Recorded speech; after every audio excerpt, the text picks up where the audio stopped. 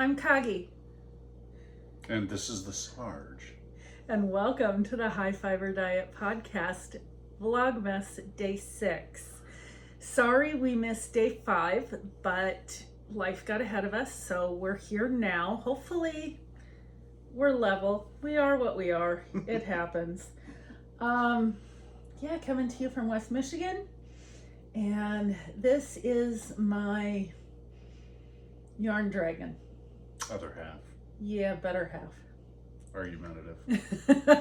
So why don't we tell a little bit about you, because most people don't know you. So welcome back if you're not new here. Welcome if you are here. And this is my partner in crime. The old man. So tell a little bit about yourself. I am retired Army. I am retired general industry. I am a husband of a couple of decades and a proud papa of 2 and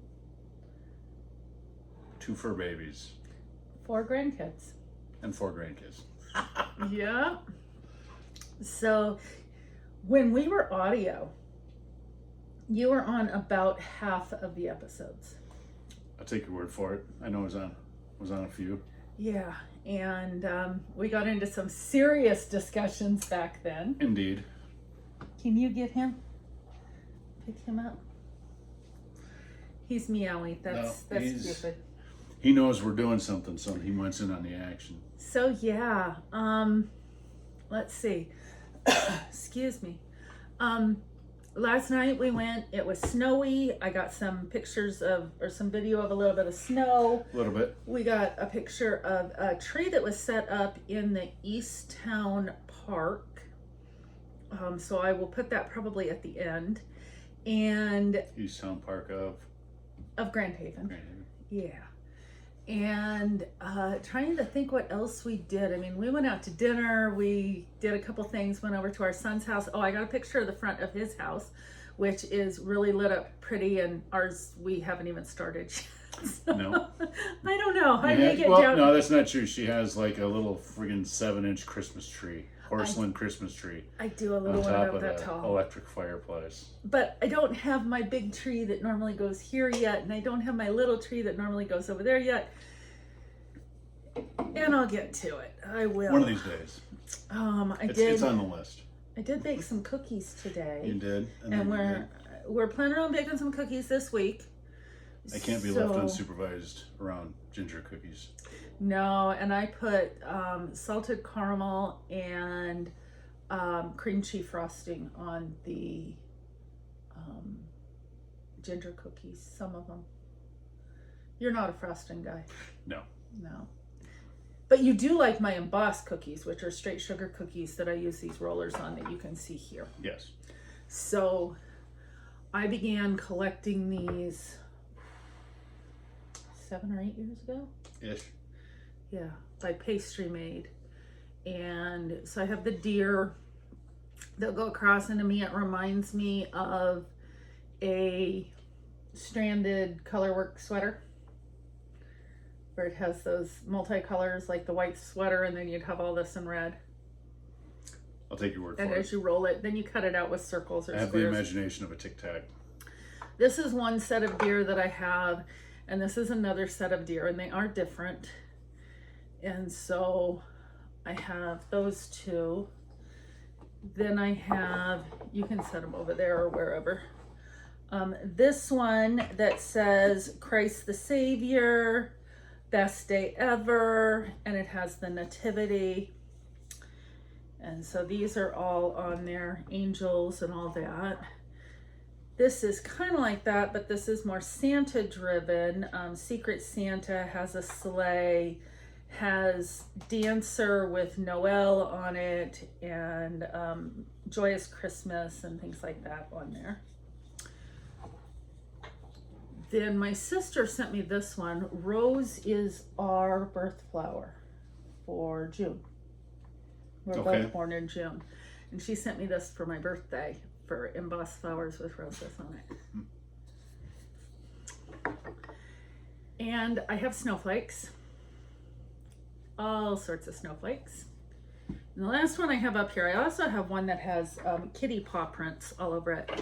But when they came out with this sheep one, I absolutely had to get it. And in fact, I would love to make like this sheep. It reminds me of Shaun the Sheep. But I would love to make that on a scarf or something. And I know they have patterns out there for it. Rams and Ewes is a lot like it. But it just reminds me of Shaun the Sheep. So those are part of the cookies. The other cookies come in this machine. And from what I understand off the internet, and you know, everything that's on the internet is real and factual. Real, 100%. So take everything with a grain of salt, some with caramel on it and all that. But your own homework. I love pizzelles. Indeed you do. And you love pizzelles. I do. Yes. And so we have the pizzelle press. And I have the recipe that is traditional pizzelles. And I also have Southern Italian pizzelles. The Southern Italian pizzelles are thicker and better for making into cannoli shells to wrap them, to fill with the regatta, lemon, and chocolate chips that I do. Mm-hmm. And then there's the traditional pizzelles, which I prefer with anise seed and anise extract in it. Mm-hmm. You really like with lemon and the lemon zest. I have no idea. And you like the anise, the licorice also. Yes. Yeah. So, but there's also a recipe for chocolate in that. This is from Cucina, I believe that's how you pronounce it, Pro. And I did get it off Etsy. The one that I used to have was only a single pizzelle maker, but this one I got a few years ago, and it's a double pizzelle maker.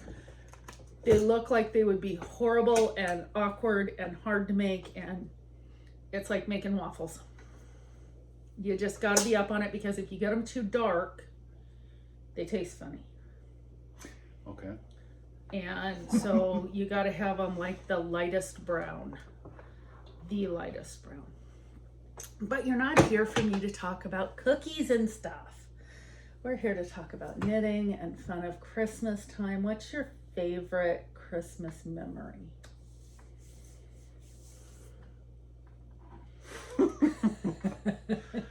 I don't know, I suppose. I don't know, just spending time with the family. I'm simple that way. Well, you've spent some away. Too many. Too many. And so we try to make time for family now. I think when the kids were little, watching them open presents. Do you remember the year that we had all the kids open on Christmas Eve? We let them open everything on Christmas Eve instead of just one present. I vaguely recall something about that. And Christmas morning sucked. Yeah. Yeah. We try to keep up with, you know, certain traditions, but traditions have changed over the years. Indeed. And we try very hard to roll with it. Some are harder to roll with than others. But one that we have done, and we haven't gotten into knitting yet, is sitting right over here, are games. And so now that the kids are older and the grandkids are older, we've decided to bring some games into our life. Indeed. Yeah. So this one that you're touching is the Gen X Challenge. It's a trivia game, and you can play it with as many players as you want. And the kids are actually fairly exceptional at it. I guess we raised them like Gen Xers. Exactly. But it's simple questions, and like,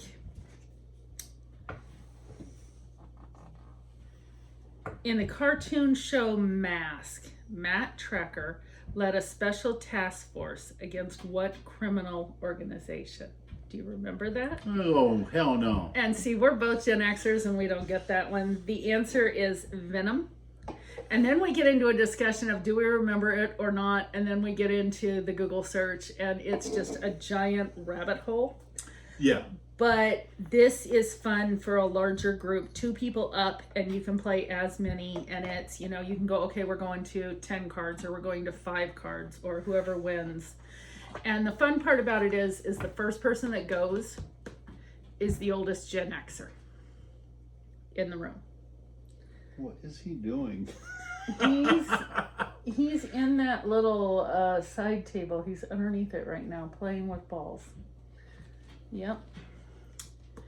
Anyhow. So, yeah, that is one. We really like it. The next one is the history. And you and I played this a couple times, and then we played it, yes, my Vanna White.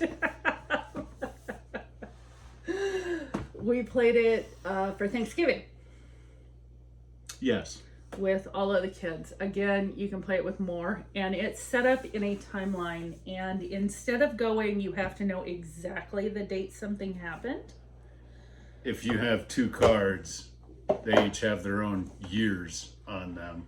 If your card, you got to pick where it goes, like before, after, or in between those other 2 cards. And it's all good until you have 30 or 40 cards on the table and you're trying to decide between and it 2 side-by-side years. It goes from way pre, 4000 BCE to way in the future. On TV shows and whatnot. TV shows and when books were done and stuff like that. And they're just, again, another trivia thing. What year did the magnitude 8.8 earthquake, the strongest recorded in history, hit Chile? And you're looking and you're going, do I know this? And then you look at the table and you've got 1979 and you've got 1843 and you've got 4 BCE. And you can change it up. Like you have to be in between. Add rules like, can you phone a friend? And so you don't look at the back of the card, which obviously you're seeing what this is, but I would say, like, if there was a 73 and a 2020, I would say it's somewhere within those, if those were the only 2 cards down. And would you agree with that? I'll buy that for $1. And it's 2010. 2010. The 8.8 magnitude earthquake in Chile resulted in approximately 500 fatalities. Just a little bit of knowledge on that. So if you get it right, then you just lay your card down on the table. If you get it wrong, you got to pick up another card. And then it's like Uno. First one to... You don't have to scream Uno, though. It helps, though. The first one to get done is done. Everybody These are like, just... If you're still looking for something for a stocking stuffer... just look these up on Amazon. I like that one slightly more than the Gen X. And then we got one just the other day, and we haven't done this yet, but this is something that I picked up for Sarge and I for 2026. And this is by Rio, and it is Adventure Bucket List. And I did the state of Michigan. They have a whole bunch of states. They don't have all the states, but they have a whole bunch of states. And Michigan's one of them. And this is the little scratch off device. Used to be a coin. Oh, you were showing me this, yeah. And Again, so with the memory of a tic-tac. It's a Michigan Adventure Bucket List. It's a lot of cities that you go to, a lot of places, and it can be indoor, outdoor, spring, summer, fall, or winter, high price, low price, time of day, morning, noon, night, duration. How long is this going to take you? Like, you only got 2 hours. Pick something that only takes a few hours. Is it active? Is it relaxed? Or does it involve a meal? And so you can go, okay, we want a date weekend. And we want to go up north. And it can be done year round. So I'm not scratching on this because we haven't really picked it yet. But say we want to go to Boyne Falls. It's like a scratch off lotto. And it says that it's low money, daytime and evening, 1 to 2 hours, outdoor, relaxed, and year round. And you're like, okay, Boyne sounds good. Then you would take your little ticket, and I'm not going to do much, but it's just you just start scratching it off.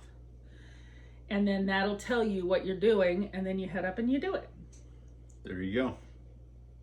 If it was summer, which Cedar Springs says summer, well, I wouldn't be able to pick it right now. Nope. But if you pick winter in Muskegon with it's got $3 signs, so it's a little bit more expensive. Takes a little coin.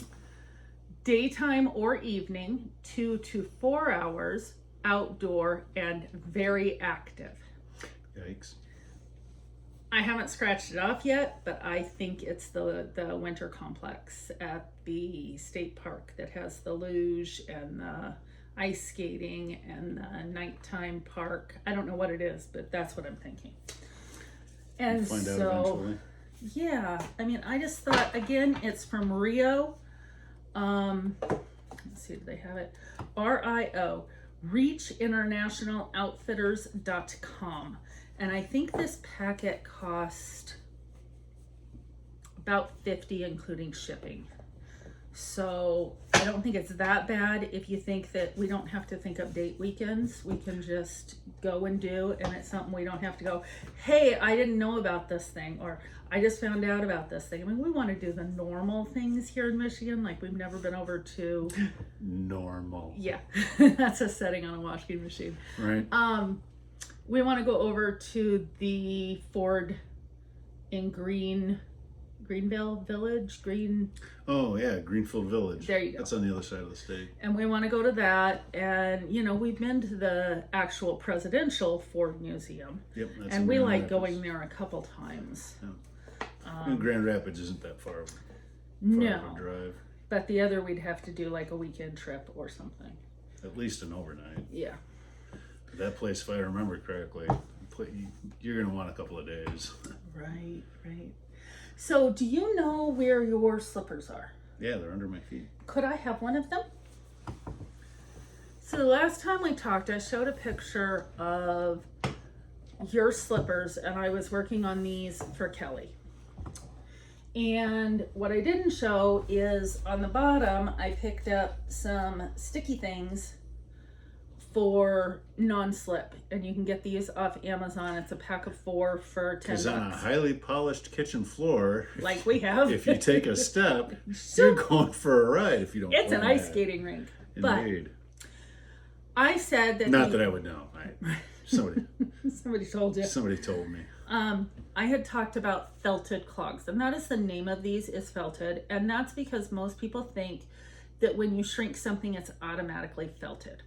And that is not accurate. It was brought up in the comments that it was actually, and hello you that brought it up, I know you're watching, it's actually called fulling. Felting, according to resources, and I just went to AI just to confirm that I was saying it right. Cat's attacking my foot. Fulling is when you take fiber. This is Swaledale top, county of origin, England. I haven't spun it yet, so it is untreated. It is not superwash. Superwash will not full or felt easily. I'm not saying it won't ever, but it won't easily, because it's either coated in a chemical like plastic that makes it nice and smooth and it doesn't have the barbs on a hair, or it has been chemically treated with an acid that pulls the barbs off. And that's why when you work with fiber, yeah, this is a long fiber. When you work with fiber, you're not going to see the little barbs that are on it, but the barbs are what makes it interconnect and stay and lock so that you can't pull it apart. And that's what felting is. Felting is normally done with fiber, and it is done with either needle and water, or it is done with agitation and water. And that's why sheep don't shrink in the rain, is they're chill. They don't have agitation. But anyways, you can get this to wet felt, or you can kind of manipulate it around something and use a needle and get it felted, and you can make, so your job is to put it back in that bag. Oh, got Yeah. it. So when I talk about fulling, it is moving. What'd you do with your slippers? Put them back on your feet. Mm-hmm. I am going to take, now this is a woman's large, and you wear These are probably A 13s. 14. These are probably 13s Yeah. or 14s. Yeah. So I like them a little big so I can wear socks with them if I want. this is the size that his was longer than this one. In fact, I could put it was like down to here on me when I put my hand in it. Sorry, And you have big feet. And the thing with big feet is you get big socks and big slippers. So this is his fully fulled. And the reason it's called fulling and not felting is because fulling is when the fiber is worked. So if it has been woven or knitted or spun or any kind, so if I just took this, and like I said, it's a single and it has to have a slight felting to it. After it was spun, because it is worked, it is fulled. So Fulled instead of felted. And when you're knitting and it shrinks and it interconnects, thank you, and you're bringing it into a fabric that is dense and mostly water repellent. I wouldn't say waterproof, but water repellent, because it can get wet. Yeah, it's wool, right? Right. So yeah, it can get wet and it still retains 80% of its heating capacity. Right. And I don't have anything on the inside, no leather or anything on the inside, nothing on the bottom normally, but because he was slipping on the floors, slippery floor. I bought these, and they're just stick-on, and they seem to be working just fine. They come in a set of 4 for like $10. But this is before it gets fulled, and then after it gets fulled, because of the mohair in this, I had to shave that quite a bit. But that is the difference between felting and fulling. And I've done both. I have the needles to do the felting. I don't like them because the needles have barbs on them too, and as you're putting them in, they can go through your hand, and they're just, I know how, I don't prefer to do it. There you go. So yeah, but talking about what I'm working on, like I said, I am sending these off to Kelly in California, and that's a friend from grade school, high school. I have one done. I have put both of the bottoms on this and the bumper, and yes, they're a hodgepodge of colors. And I have done one complete for the top with just one sole, and I am currently working on the second sole, which I will attach with this color and then do the bumper with this color held double. And then these will go through the washing machine probably 4 times. That's what I had to do with yours to get them nice and firm. And then they will go into a box and be sent to California. So that's where I am with that. And I think the last thing I have to talk about is I got my Knit Pro Zings. Those are the name of the needles that I couldn't think of last time. And I did get my socks switched over to the Zings. And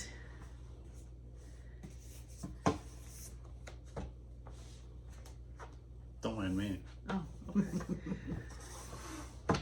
And I am now onto the stockinette part of the sock. I am on 1, 2, 3, 4. Day 5. I still have to do day 6. So I am there. My normal, how I do my socks is 3 rows of stockinette, switch into 2x2 rib for enough that I need it for the elastic at the top, probably 1 inch, 1.5 inches. This is about 1 inch. And then I go into just the stockinette part. So yeah, I'll put up the videos that we have. Thank you for joining me. No problem. And we're gonna do some Q&As. We're gonna do some, you're gonna ask me questions about knitting. You're gonna ask me questions about crochet. These are on different nights in the next week. We have some things set up. We're also going to go down and see the lights. We're gonna go see Wicked. Yes, we are. Um, We need to watch the first one, by the way. we're gonna watch that tonight. We're gonna watch that We've tonight. we've seen the play and we've seen the movie, but we want to watch it again. Refresh I our don't brains. like musicals, and You love. this is a pretty good story.